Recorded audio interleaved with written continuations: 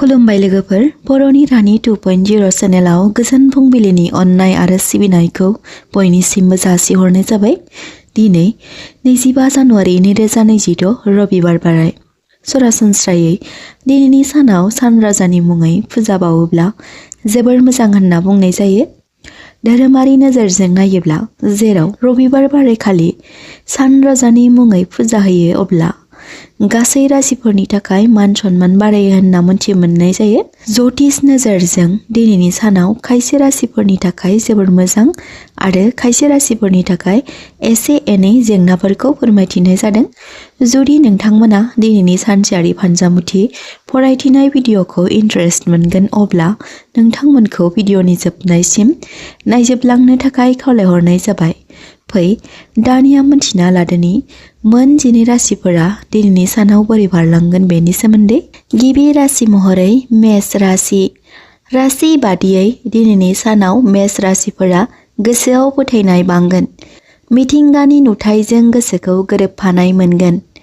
जब मावग्राफोरनि थाखाय मोजां सान। आय बांहोनो हागोन। खायसे खामानिफोराव सोलायनाय लाबोनो हागोन। खरसाफोरा मोजां खामानियाव बाहायजागोन। मोजां मोनलायनायाव सिगांनिफ्राय गोदैसिन जागोन। बेफार फालांगियाव मुलाम्फा मोननो हागोन। बैसोगोरा सुबुंफोरनि अनसायजानाय मोनगोन।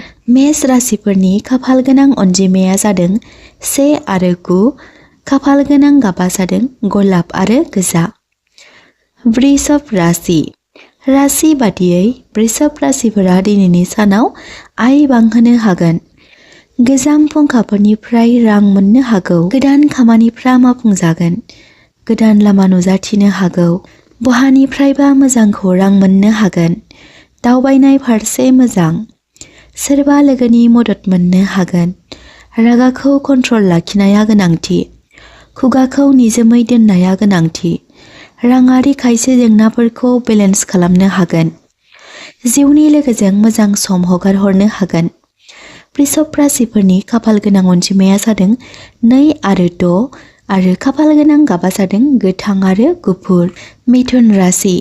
राशि बादियै मिथुन राशिफोरा आयेनजों सोमोन्दो थानाय खामानिफोराव देरहासारनाय मोननो हागोन। धोनजों सोमोन्दो थानाय गोबां खामानिफोरखौ सुस्रांनो खाबु मोनगोन। राङारि बिथिङाव लाब मोननो हागोन। बेफार फालांगियाव मुलाम्फा खालामनो हागोन।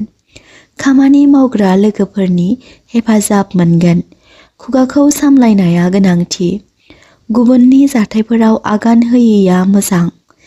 खायसे लोगोफोरजों सम हगारहरनो हागौ।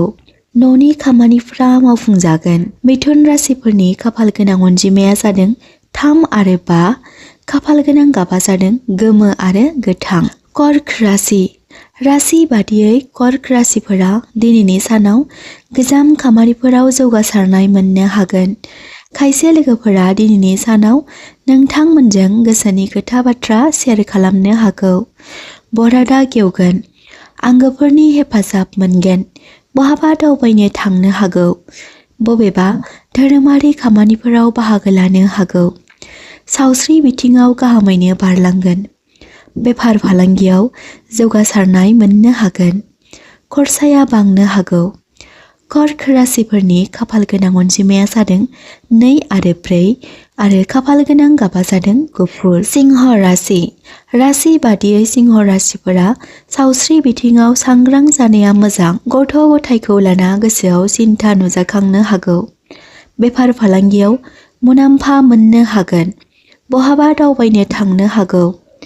फरायसाफोरा दिनैनि सानाव सांग्रां जानाया मोजां। लामा खारथाय सालायनाय समाव सांग्रां जानाया मोजां। धोनखौ लाना रावखौबो मेगन मेसेबना फोथायनाया मोजां नङा। बेफार फालांगियाव गाहामैनो बारलांगोन। सिंह राशिफोरनि खाफाल गोनां अनजिमाया जादों 1 आरो 5। खाफाल गोनां गाबा जादों गोमो। कन्या राशि। राशि बादियै कन्या राशिफोरनि थाखाय दिनैनि साना गाहामैनो बारलांगोन। गोदान बेफार फालांगि जागायजेननो हागोन। सावस्रि बिथिङाव सिगांनिख्रुइ साबसिन हामसिन जागोन। दिनैनि सानाव नोंथांमोननि थाखाय एसे एनै जेंना नुजाथिनो हागौ।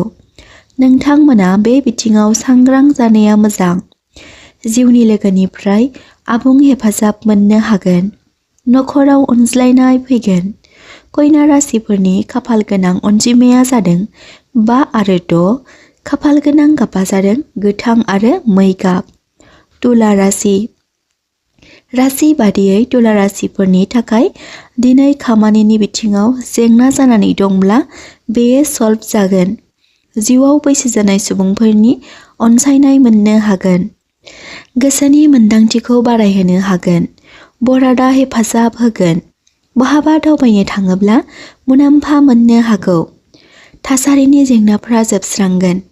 नोंथांमोना दिनैनि सानाव मोजां खौरां मोननो हागौ। आय बांहोनो हागोन। गोदान खामानिफ्रा मावफुंजानो हागौ। सावस्रि बिथिङाव सांग्रां जानाया मोजां। नखराव अनज्लायनाय फैगोन।